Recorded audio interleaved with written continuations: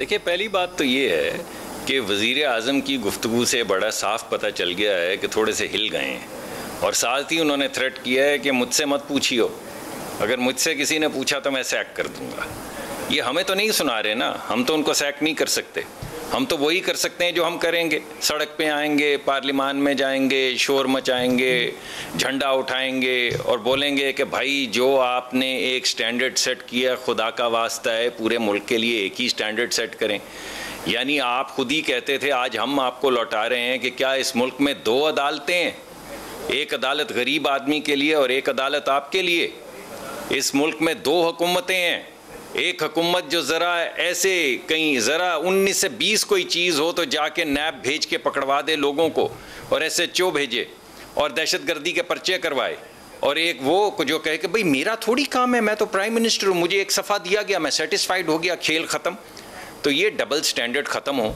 लेकिन जो खौफ है ये उसकी आवाज़ थी जिसमें उन्होंने कहा कि प्लीज़ अगर प्रेशर आए तो मुझे, मेरी तरफ कोई ना देखे जी, मैं आपको कह रहा हूँ अगर मेरी तरफ किसी ने देखा तो फिर मुझसे बुरा कोई नहीं होगा।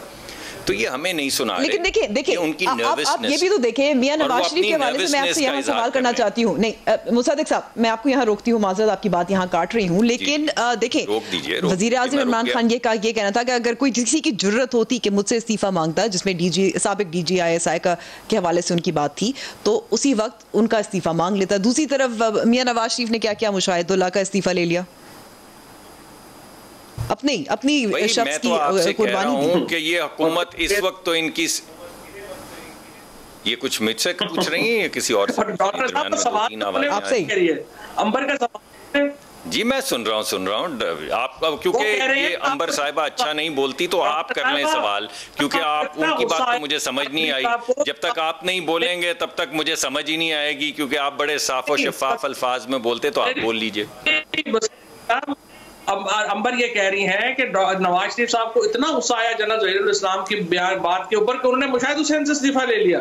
उसके बाद उन्हें डॉन लीज के ऊपर इतना गुस्सा आया कि मुशाहिद हुसैन नहीं थे, मुशाहिद हुसैन नहीं थे भाई, मुशाहिद हुसैन साहब नहीं थे, आप गलती कर रहे हैं। मुशाहिदुल्लाह नहीं, सवाल तो वैसे यही था जो फवाद भाई ने कहा।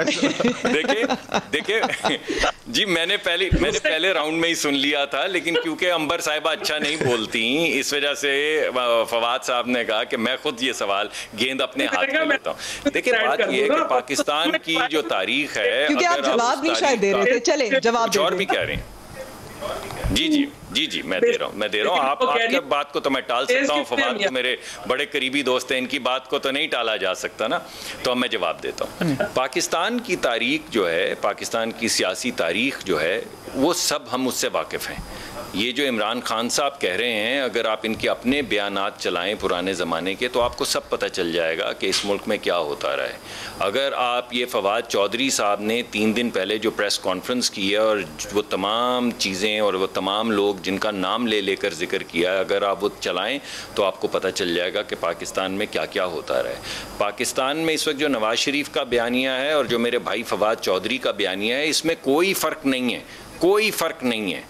इस वजह से हमें ये मालूम है कि हुकूमत चलाने के लिए जिन प्रेशर्स का सामना करना पड़ता है, हुकूमत आगे लेकर जाने के लिए आपको क्या क्या करना पड़ता है। सिर्फ ज़ाहिर इस वक्त ये हो रहा है कि हुकूमत के ऊपर क्या क्या प्रेशर्स होते हैं जब आप हुकूमत चला रहे होते हैं, और ये जो मेरे भाई गुफ्तगू कर रहे हैं, तो यानी कि आपका कहना है कि देखिए फिर मुसद्दिक साहब फिर मंतक यही है कि इमरान खान साहब पे कोई प्रेशर्स नहीं है, जो एक पेज है, जो 1 पेज है, यानी कि फिर हाँ ये बड़ी अच्छी बात आपने की है, ये बात ठीक है। इमरान खान साहब, ये आप ठीक कह रही हैं, ये आखिरी बात आपकी 100% ठीक है।